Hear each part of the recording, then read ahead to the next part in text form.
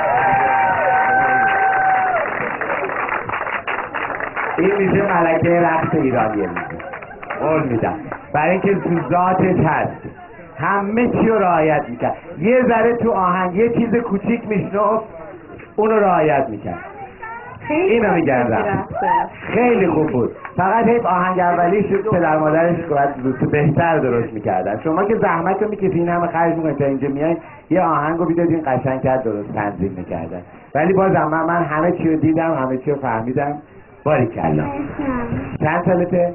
من 10 سالمه. ماشاءالله. How old are you, darling? How old? 10. 10. Like this. 10 years old. 10. Yes. 10? Yes.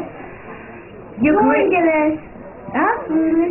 English no. Okay. But So, I have to say something. Say okay? something. So, you great dancer. Great, great, great, great. Perfect. I'm a fan of you. این فیلم اینو من برای خانم جمیله نشون دادم. خیلی خوشگل میرقصی، من خیلی دوست دارم. آفرین. معلم داشتی؟ نه. همینطور ذاتی. بله. قربونت برم. به افتخار دست بزنید. ماشاءالله. من آهنگ بابا کرم و ایرانی رو کردم. بعد محمد خردادیان به من گفتش که شما تمرین تو خونه کردین یا نه. من گفتم که آره. بعد من یکی از جزو فینالیستا شدم. بعد خیلی خوشحالم. همه بهم گفتن خیلی قشنگ رقصیدی. نظر محمد خردادیان هم همین. Make me move like a freak.